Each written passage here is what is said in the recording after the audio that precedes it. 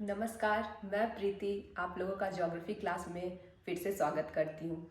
आज हम एक नए टॉपिक के बारे में डिस्कस करेंगे, नए विषय के बारे में चर्चा करेंगे। Structure of earth, interior of earth, पृथ्वी की जो संरचना है उसके अंदर क्या है, कैसे मटेरियल है, उसके बारे में हम बात करेंगे इस वीडियो में। तो जैसा कि हम जानते हैं, पृथ्वी जो है वो रॉकी स्ट्रक्चर है, वो रॉक से मिलकर के बना हुआ है।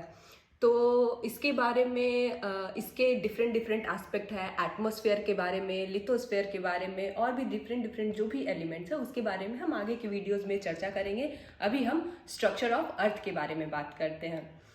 तो अर्थ के अंदर क्या है, उसके इंटीरियर में क्या है, ये कैसे पता लगा सकते हैं हम, ये किस तरीके से पता लगा सकते हैं। तो आपने बेशक बचपन में पढ़ा होगा, एनसीईआरटी के बुक्स में ये दिया हुआ है कि कौन कौन से सोर्सेज हैं जिससे हमें पता चलता है कि अर्थ किस चीज़ से मिलके बना हुआ है। क्यूरियोसिटी होती है हमें कि अर्थ बना हुआ किससे है, और हम उसको जब डिग करते हैं, जब खोदते हैं, तो हमें क्या मिट्टी दिखता है, क्योंकि हम बहुत अंदर तक अर्थ को नहीं खोद पाते हैं। अर्थ एक सर्कुलर फॉर्म है, नॉट कंप्लीट सर्कल, एक एग के फॉर्म में है। तो अर्थ को हम बहुत इंटीरियर तक डिग नहीं कर पाते हैं। तो अर्थ का जो रेडियस होता है वो है 6378 किलोमीटर। अर्थ एक सर्कल है, हम उसको कंप्लीट सर्कल अभी फिलहाल मानते हैं, ऑल्दो वो पूरा कंप्लीट सर्कल है नहीं। तो अर्थ का जो रेडियस है पता लगाया गया है वो कितना है, 6378 किलोमीटर्स है। तो जो हम जहाँ हम रहते हैं, जहाँ पे बिल्डिंग्स हैं, ओशंस हैं और भी डिफरेंट डिफरेंट स्ट्रक्चर्स हैं, इंफ्रास्ट्रक्चर्स हैं, वो कहाँ पे हैं, वो बिल्कुल ऊपरी सतह पे हैं। यहाँ पे घर है, यहीं पे सारा इंफ्रास्ट्रक्चर आपका बना हुआ है। तो अगर हम डिग भी करेंगे तो हम ज़्यादा से ज़्यादा 50 मीटर 100 मीटर इतना ही डिग कर सकते हैं। और विद मशीन्स, हम जो बहुत ही नई टेक्नोलॉजी और नए नए मशीन से हम लोगों ने डिग किया है, तो अभी तक जो सबसे ज़्यादा मोटाई तक डिग की गई है वो 12 किलोमीटर है। अर्थ के बस 12 किलोमीटर तक ही अभी तक हम लोग with the help of machines dig कर पाए हैं, खोद पाए हैं। तो जो हम माइनिंग करते हैं वो भी क्या होता है, अर्थ के अंदर ही डिगिंग करके, उसके अंदर खुदाई करके वहाँ से डिफरेंट मिनरल्स निकाले जाते हैं, नेचुरल गैस निकाली जाती है और भी डिफरेंट डिफरेंट चीज़ें निकाली जाती हैं। तो अब हम जानते हैं कि अर्थ के इंटीरियर के बारे में हम पता कैसे लगाते हैं। कुछ डायरेक्ट और इनडायरेक्ट सोर्सेज से हमें अर्थ के अंदर की संरचना क्या है उसके बारे में पता चलता है। जैसे कि वोल्केनिक इरप्शन जब होता है, ज्वालामुखी जब फटती है, तो उसके अंदर से कुछ मटेरियल्स बाहर निकलते हैं in the form of semi liquid. वो थोड़ा लिक्विड ही होता है लेकिन बहुत ही ज़्यादा लिक्विड नहीं होता है, और डिफरेंट गैसेज निकलते हैं।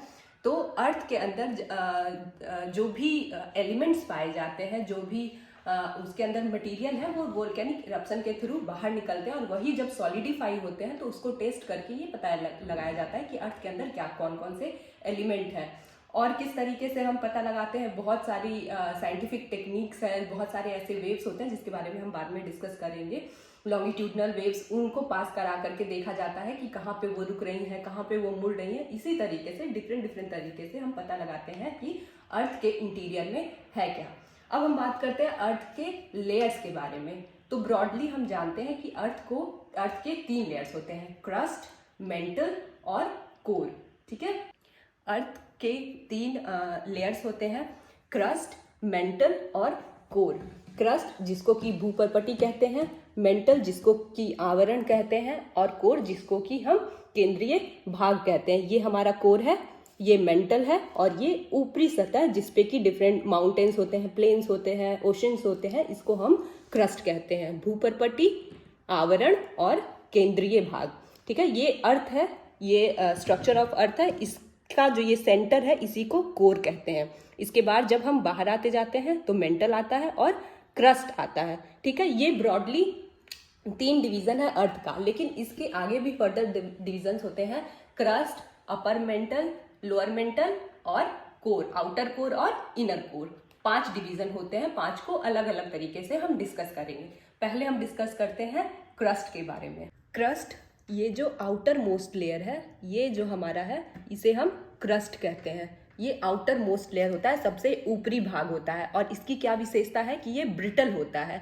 ब्रिटल मतलब जिसको हम तोड़ सकते हैं, जो आसानी से टूट जाता है। ऐसी चीज़ें जैसे हम किसी ईंट पे मारेंगे, हथौड़ा मारेंगे तो वो क्या हो जाएगा, वो टूट जाएगा।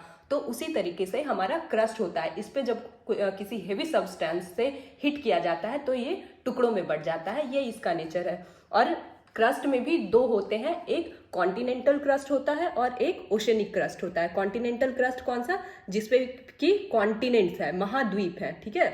और ओशनिक क्रस्ट कौन सा होता है, जो कि महासागर के नीचे होता है। कोई ना कोई सरफेस तो चाहिए होगा ना जिसपे कि हम वाटर को रखेंगे, तो यही वो सरफेस है, क्रस्ट ही वो सरफेस है जिसके ऊपर वाटर फ्लोट करता है।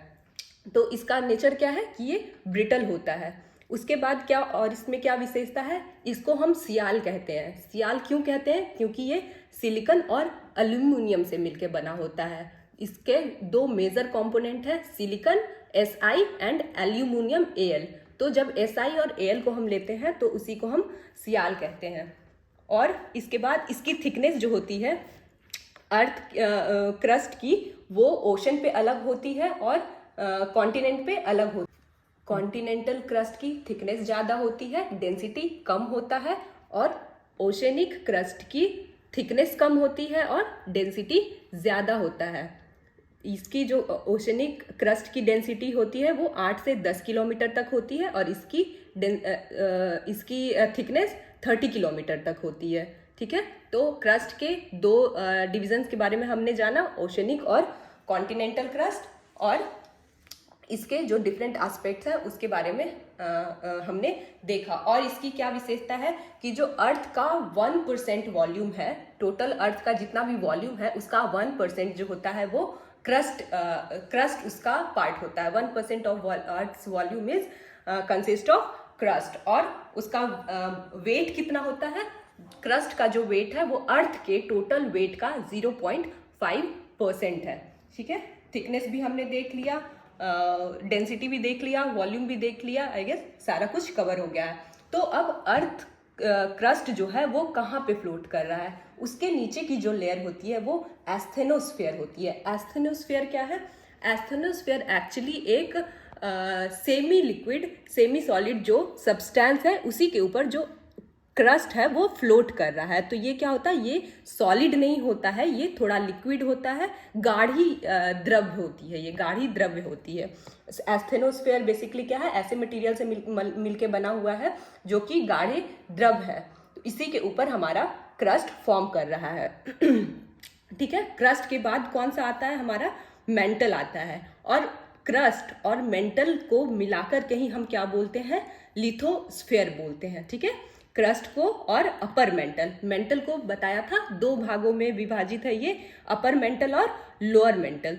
तो अपर मेंटल और क्रस्ट को मिलाकर के हम लिथोस्फेयर बोलते हैं।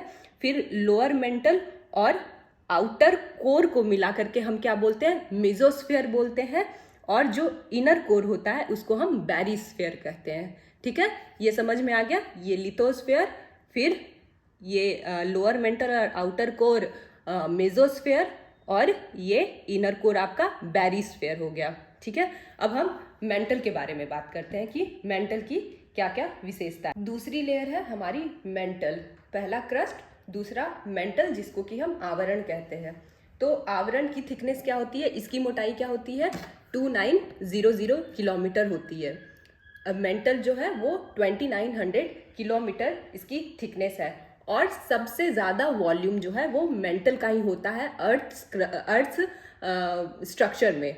ये 84% ऑफ जो अर्थ वॉल्यूम है वो मेंटल मिलके बनाता है, ठीक है। 84% वॉल्यूम में होता है ये हमारा मेंटल। और मास क्या होता है इसका, अर्थ का 67% mass of total earth is constituted by mantle, ठीक है। इसकी और विशेषता क्या है कि ये जैसे हमने देखा था क्रस्ट सियाल से मिलके बना होता, सियाल सिलिकॉन और एल्यूमिनियम से मिलके बना हुआ है, उसी तरीके से मेंटल जो है वो सीमा सिलिकॉन और मैग्नीशियम से मिलके बना हुआ है। सिलिकॉन का Si और मैग्नीशियम का Ma, दोनों को मिलकर के सीमा, हम इसको मेंटल को सीमा भी बुलाते हैं, आपने बहुत सारी बुक्स में पढ़ा होगा। डेंसिटी क्या है मेंटल की, इसकी डेंसिटी है 3.3 ग्राम पर सेंटीमीटर क्यूब, ठीक है।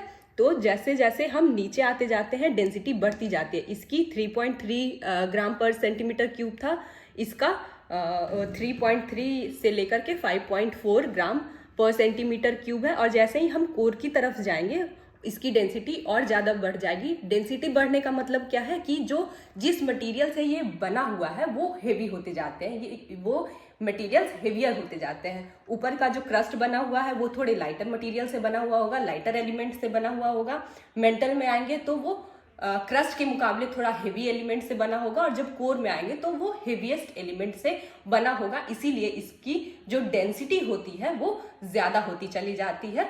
तो जब आप एक दूसरे का जब भी कोई कैरेक्टरिस्टिक देखते हैं तो वो एक दूसरे से रिलेट कीजिए कि वो उसकी कैरेक्टरिस्टिक अगर ये है तो उससे हम और क्या कंक्लूजन निकाल सकते हैं। जैसे कि डेंसिटी से हमने निकाला कि इसका ये हेवियर मटेरियल से मिलके बना हुआ होगा, उसी तरीके से और भी जब आप डिटेलिंग पे ध्यान देंगे तो आपको पता चलेगा। फिर उसके बाद हमने क्या देखा था कि जो इनर आउटर कोर और लोअर मेंटल जो होता है उसको हम क्या कहते हैं, मेसोस्फीयर कहते हैं। पार्ट्स में डिवाइडेड है। अर्थ का जो केंद्रीय भाग है वो 2 पार्ट्स में डिवाइडेड है, इनर कोर और आउटर कोर, ठीक है। तो 2900 किलोमीटर के बाद जो भी रेडियस तक हमारी थिकनेस है वो कोर कंसिस्ट करता है, ठीक है। अब इनर कोर और आउटर कोर में डिफरेंस ये है कि आउटर कोर को बोला जाता है कि ये लिक्विड फॉर्म में है या सेमी सॉलिड फॉर्म में है, और जो इनर कोर है वो बिल्कुल सॉलिड फॉर्म में है। बहुत ही ज़्यादा एविडेंस नहीं है, लेकिन जो थोड़े बहुत हमारे पास साइंटिफिक एविडेंस है वो यही प्रूव करता है कि आउटर कोर जो है वो लिक्विड का बना हुआ है और इनर कोर जो है वो हमारा सॉलिड का बना हुआ है। अब कोर की और क्या विशेषता है, कोर जो है वो उसको हम लोग निफे कहते हैं, निकल और फेरस। फेरस किसका साइंटिफिक सिंबल है, वो आयरन का साइंटिफिक सिंबल है। तो सियाल, सीमा एंड निफे या निफ, ठीक है। निकल और फेरस से मिलकर के ये कोर हमारा प्राइमरीली उसी से मिलकर बना हुआ है।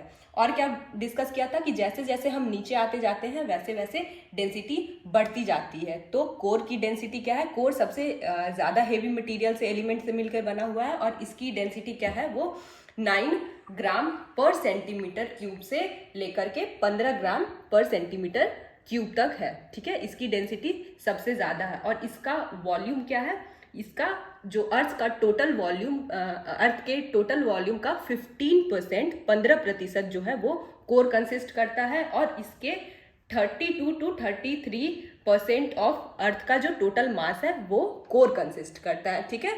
तो हमने तीनों के बारे में ओवरऑल इंफॉर्मेशन देख लिया कि क्रस्ट क्या होता है, मेंटल क्या होता है, कोर क्या होता है, इसके स्फेयर्स क्या क्या होते हैं। अब हम डिस्कस करते हैं कि डिसकंटिन्यूटी क्या होती है, असंबंधता क्या होती है।